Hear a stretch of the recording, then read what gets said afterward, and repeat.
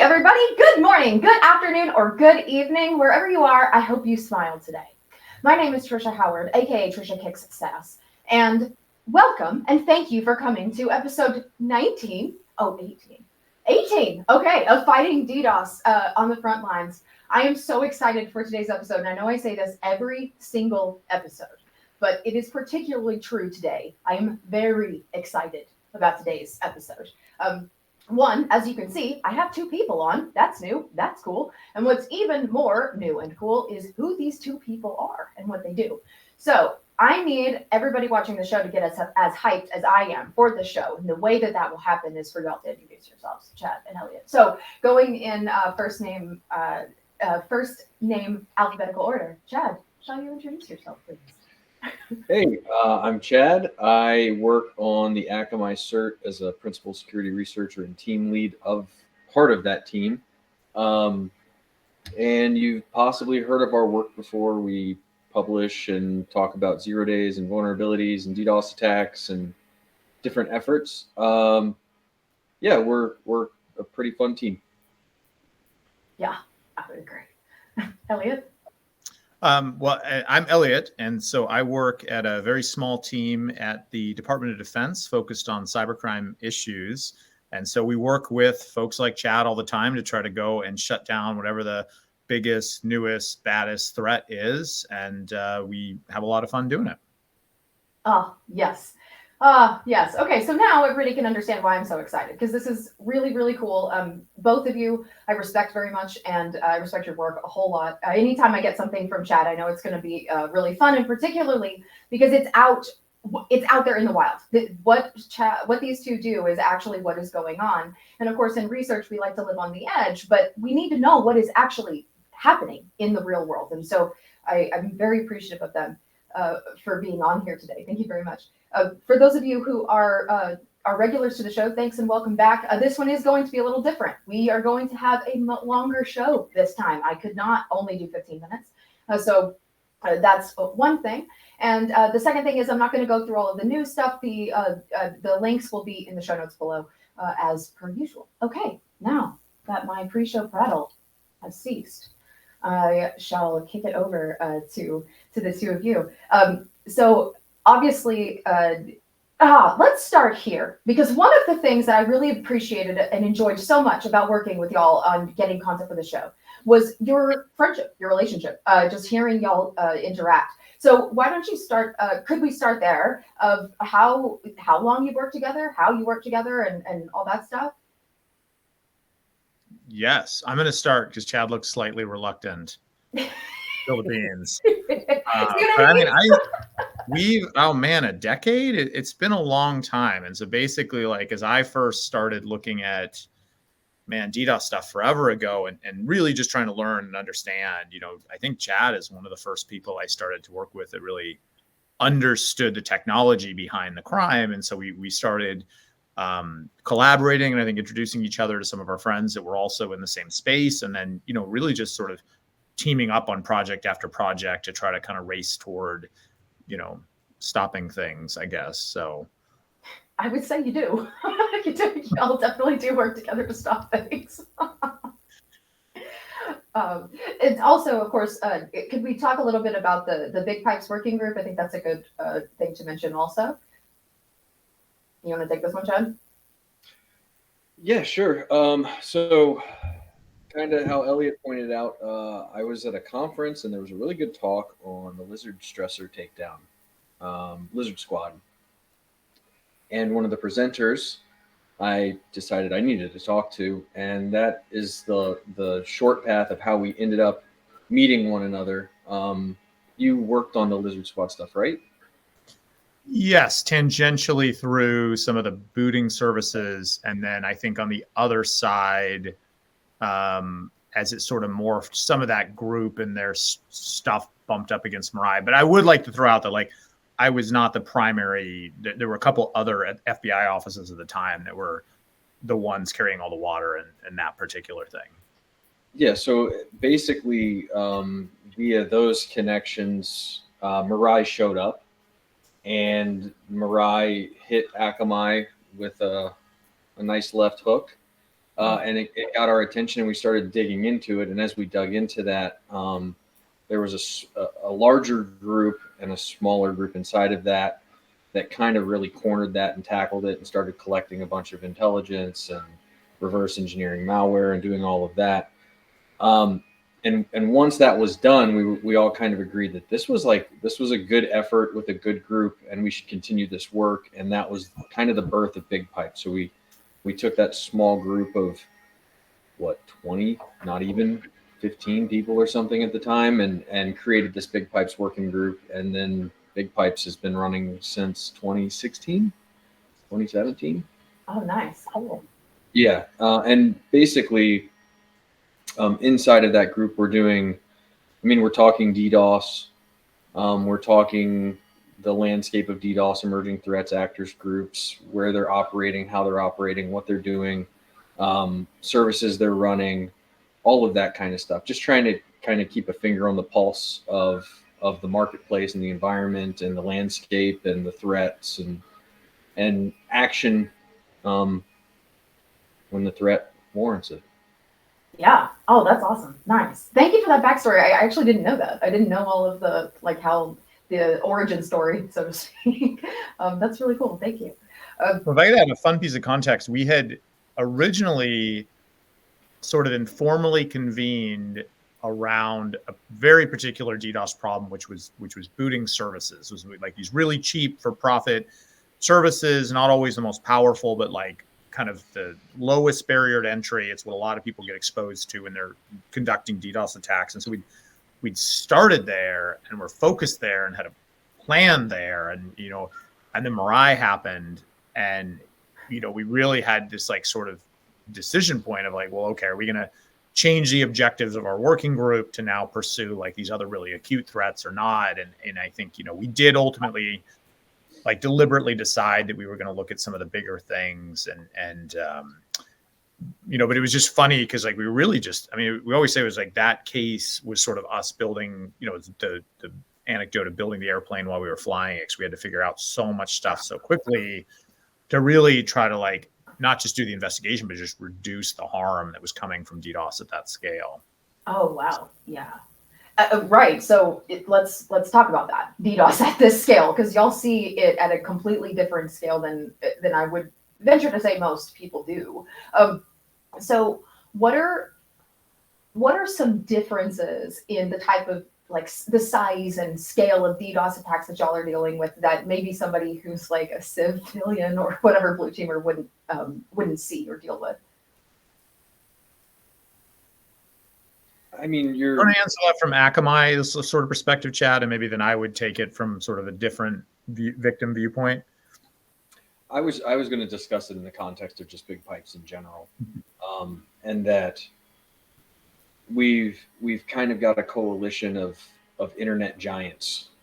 So the scale of a lot of stuff would probably make some people's eyes water, because the average organization would likely, especially without some kind of mitigation in play, be crushed under a lot of what we observe in the wild, which is all the more reason why we feel like it's important work to figure it out and act on it when we can.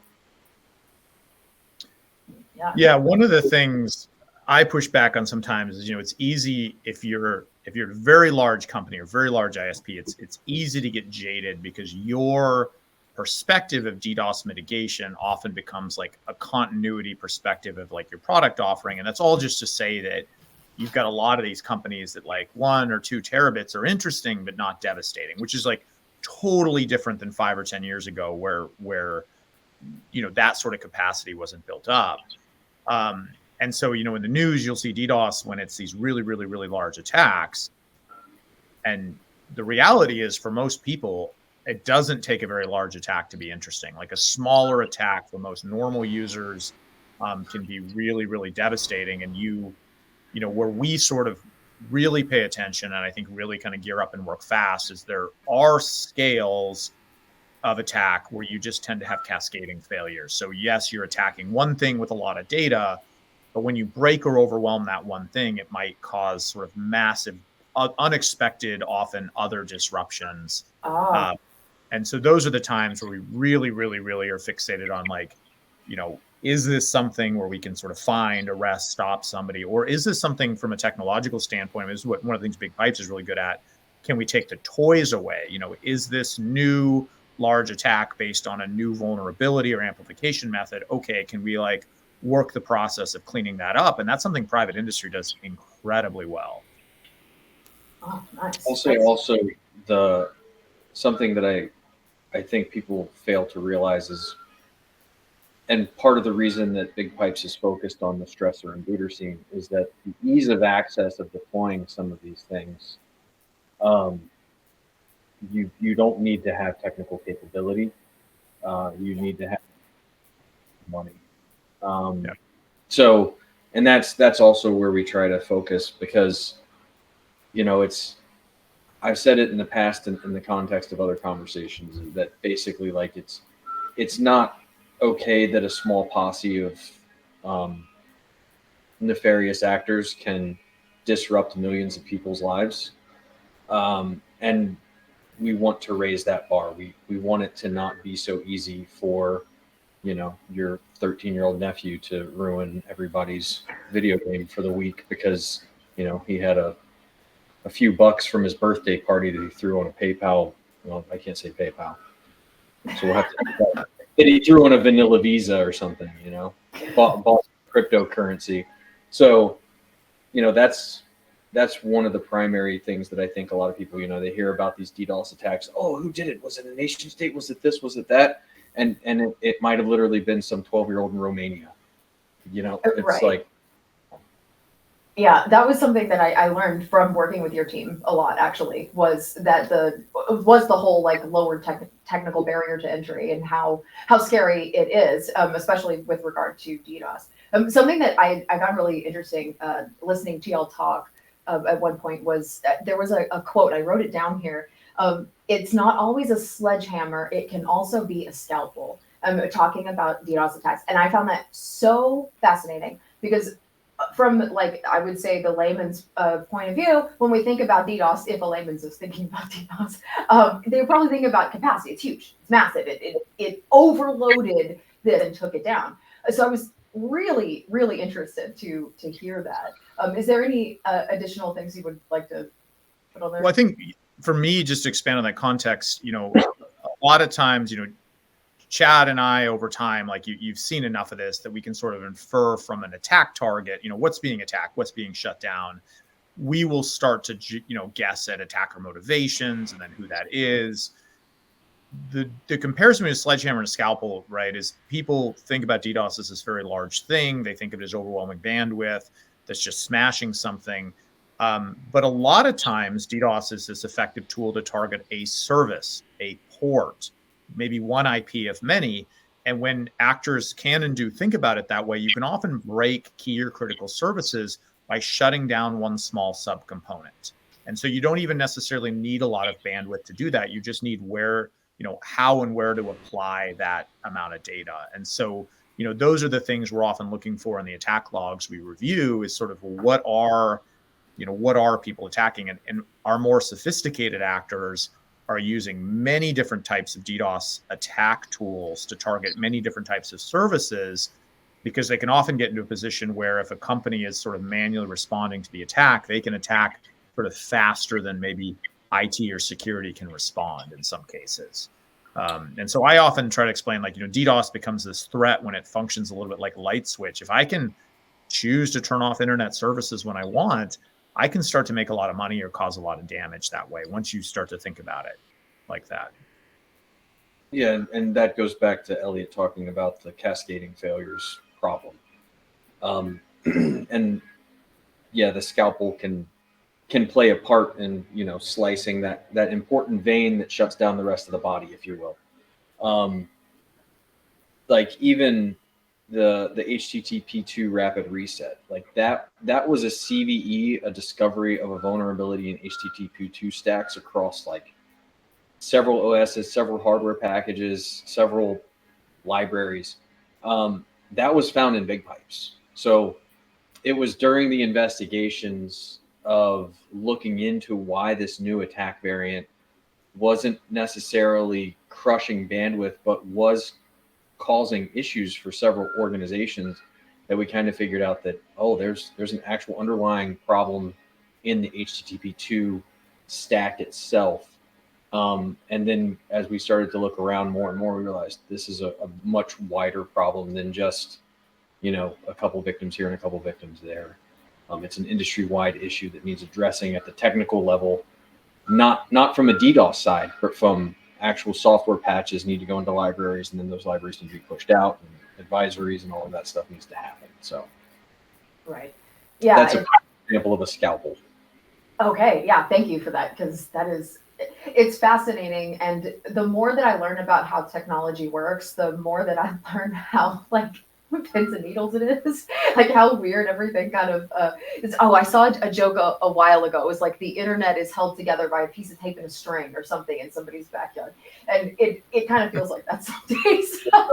There's a really good XKCD comic, and he's built like this Jenga block tower, and it's the internet, and then there's like one little leg, and it's like some library that some guy's been working thanklessly on for a decade. And like you just click that one out of the way, boop, you hit that HTTP2 rapid reset, boop, and everything just falls over. Yeah. Oh man, that's so brutal. That's so brutal. Yeah, it goes to show that there's just a lot more to this than I would say necessarily people think about. At least it was news to me. I've learned a lot, even from just talking to y'all a few times. So I think.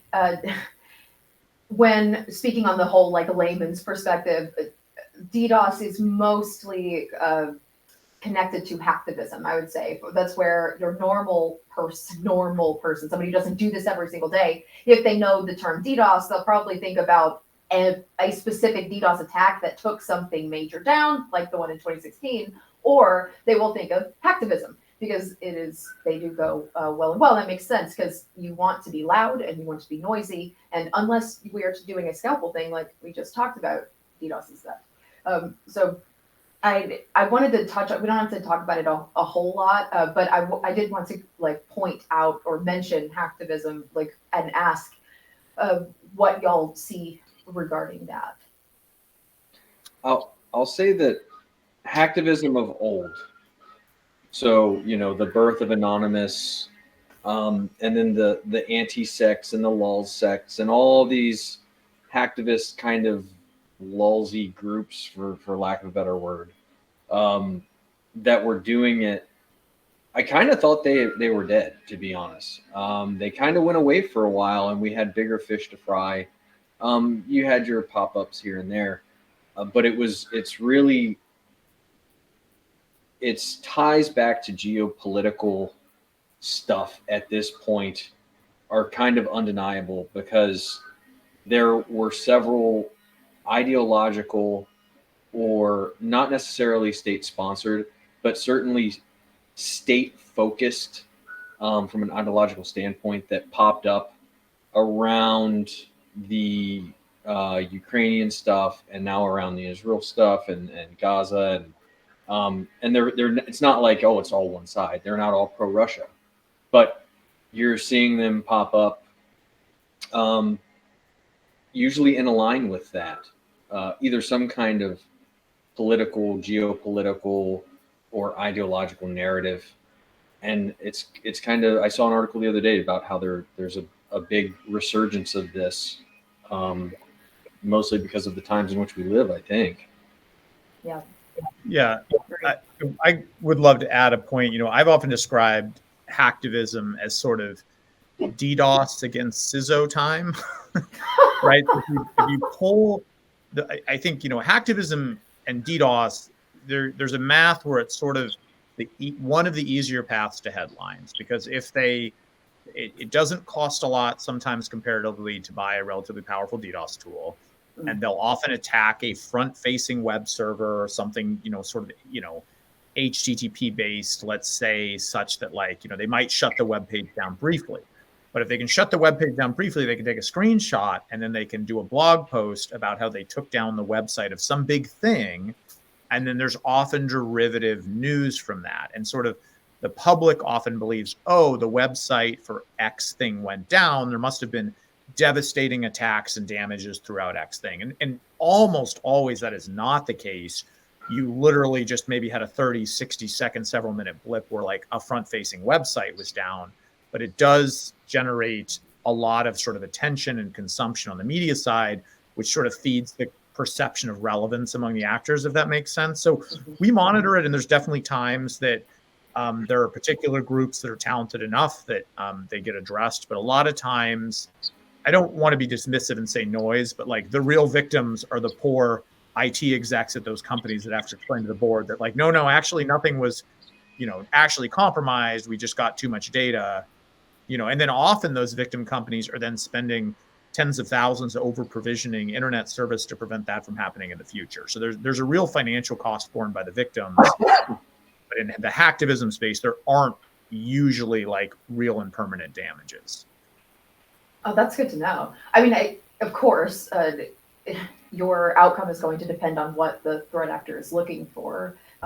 Whatever their end goal is, they're going to find the tool that they believe will get them to that end goal the fastest. So I guess that does make sense.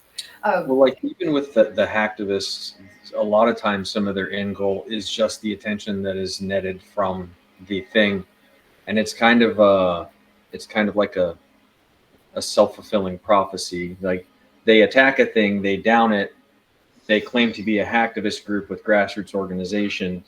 Really, it's a couple guys in a basement. But then they get the front page news of some big site because they managed to take something down. And now there's 6 people.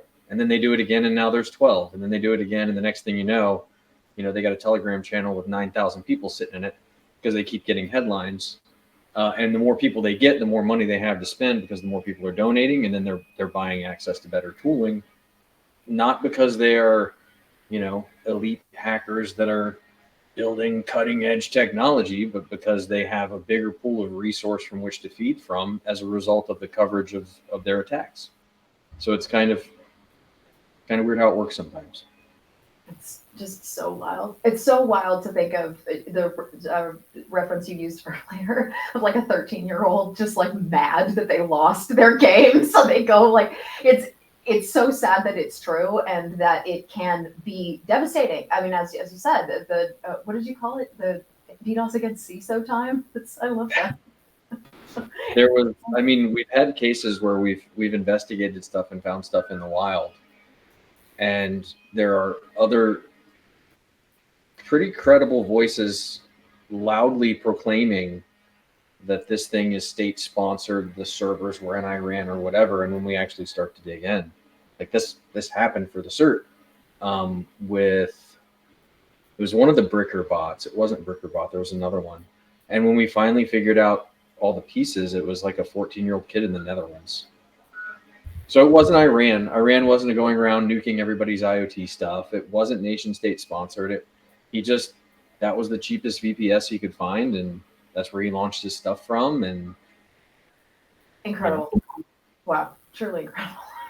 It's just wild to me. So I guess let's touch on that because something I think we could talk about for a really long time is what happens after DDoS. So of course y'all see the biggest of the big and the most insane, like wild of the most wild. So what would you suggest? Let's say I've been hit by DDoS. Like now what? Well, I know, like from my perspective, we start to have sort of a different conversation. Do you want a law enforcement response? Do you want law enforcement help? I think Chad can probably talk to because he gets those same questions, and Big Pipes gets those same questions frequently about okay, what's the technical standpoint? On our end, we often try to work with the victim to understand, are you fine now? Has it stopped? Has it continued? If it's continuing, there are often short-term mitigation measures, and then there's long-term mitigation measures, and they've got to sort of sort out what path they want to be on. But a lot of times, our question is what's being hit and who's hitting you? What do we think the attacker motivations are? Because those motivations in the attacker profile can drive like how much money do they have? How many tools can they throw at you? How long? What is their goal to see the website go down? Is their goal to cover up another crime? Because DDoS sometimes is used to cover up other crimes and steal money. And historically, it's played a really active role in that in some cases.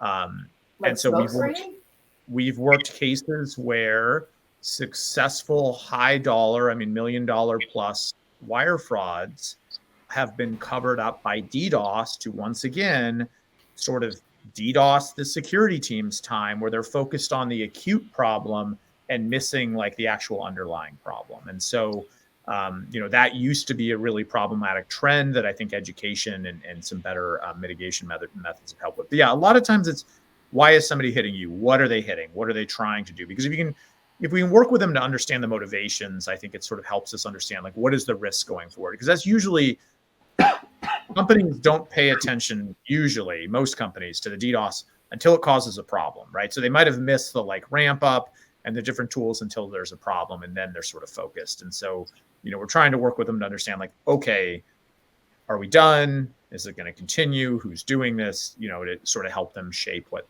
things look like. But I would say, if you're a company listening to this, definitely talk to your IT people about logs. It's really common that if the DDoS is effective enough to cause you a problem, you might have also had your logging infrastructure broken.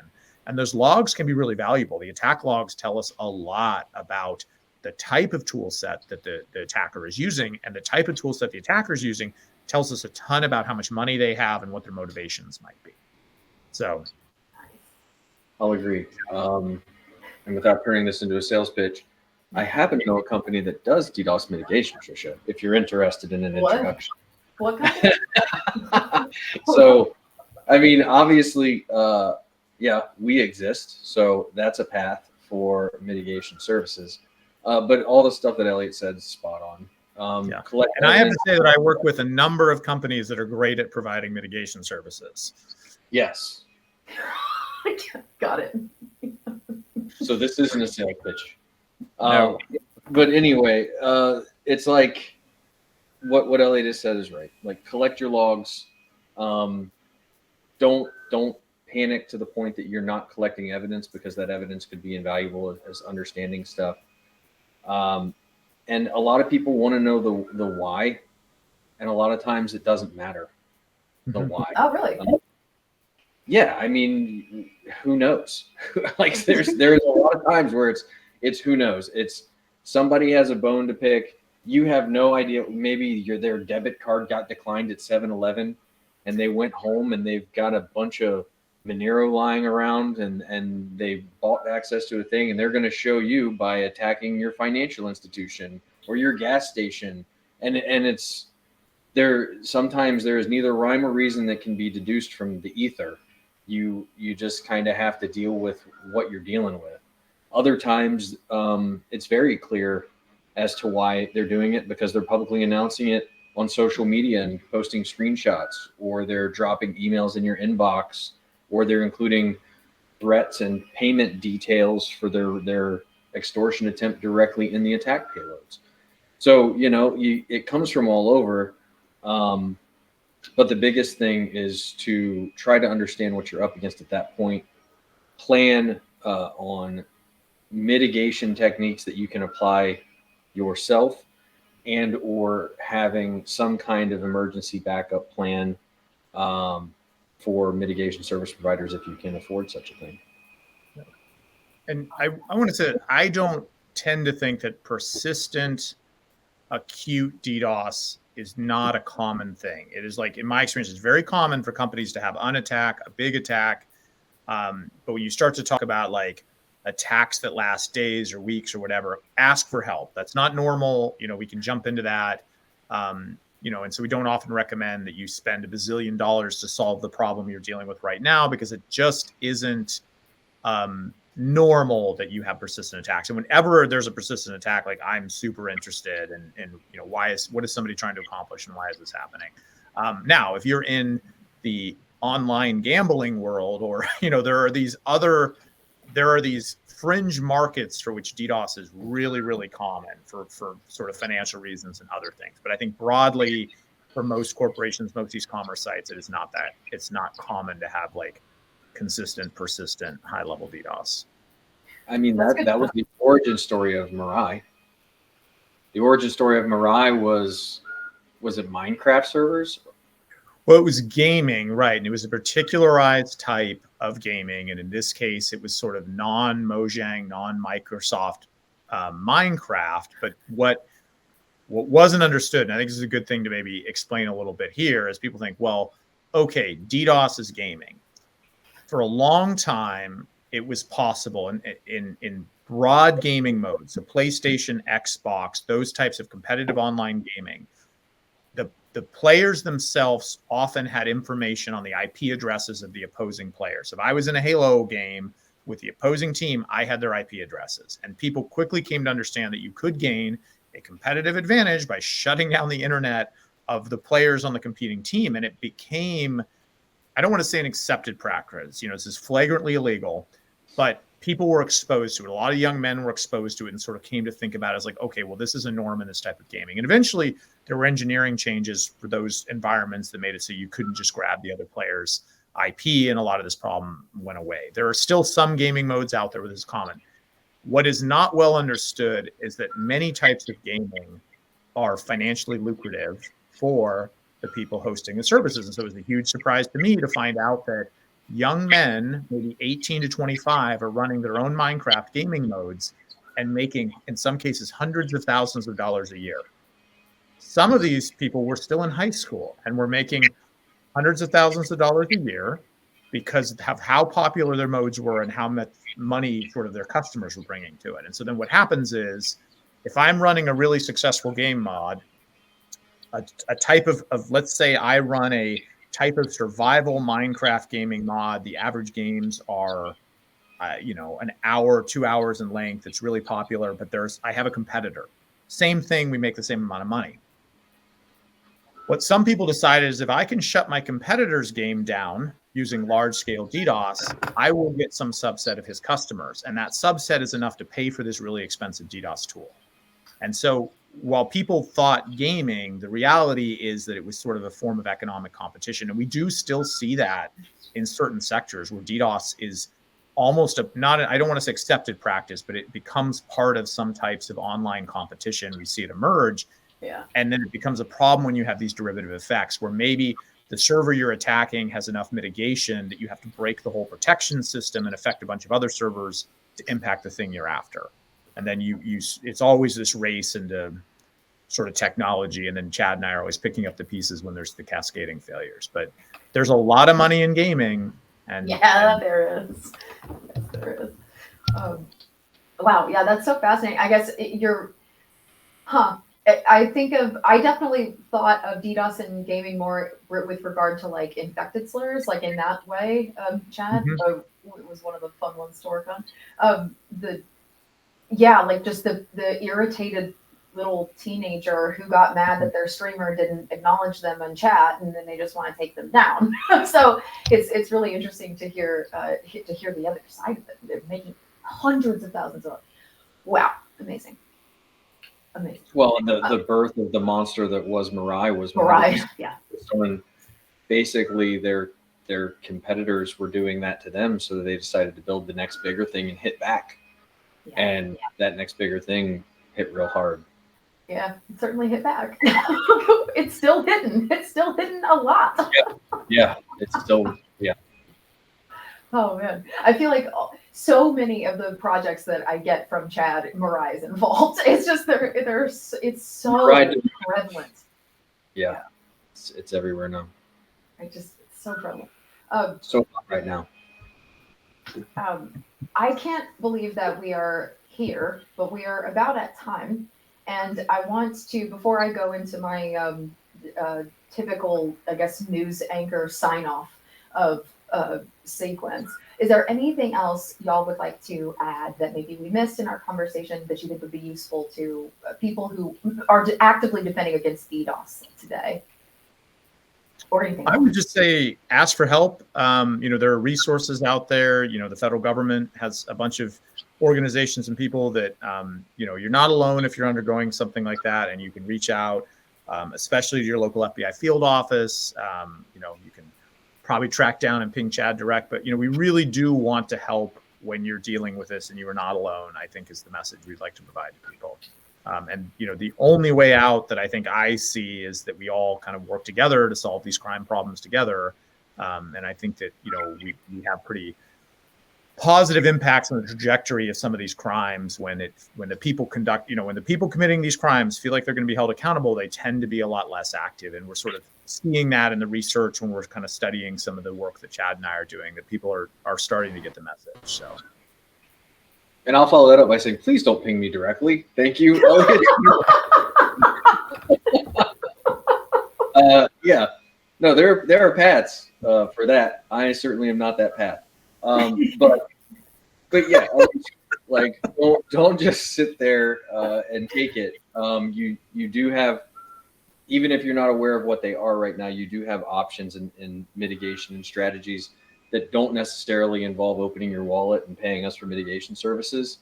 We will welcome your business, but it's not necessarily a requirement, and it is something that you should seriously consider if you're under this, especially if you're under the sustained attacks like Alex discussed. Yeah, and maybe support, if you are just dying, if your network is dying, there are companies that will get you sorted out, usually without any charge in the short term, right? There is a lot of companies that are trying to do the right thing that will help people. Because like I said, what you may not need is a long-term massive mitigation solution. You may need help right now. But especially when it's persistent, when it's acute, when it's a problem, definitely feel free to reach out, apparently not to Chad, but, somebody like Chad. Who you can reach out to is SIG Download. You absolutely, if you would like to figure out all this, you can send an email directly to brighttalk@akamai.com. I promise that I will personally send it to Chad. Yeah, there we go. I will personally send any of it to Chad. My goodness, thank you so much. I just was in awe listening to you talk, and I appreciate it more than having both of you on here. This is a gigantic career highlight for me. So I would love to see everyone back at the 28th of May for our next episode. We're going to have another super awesome episode, but we will be back to the 15-minute format. As I said at the beginning, all of our links that are relevant will be in our show notes today. And please, please, please reach out to us in whatever form you like to tell us if this was the content that you're looking for. All right. Thanks, everybody. And Cybernara, y'all.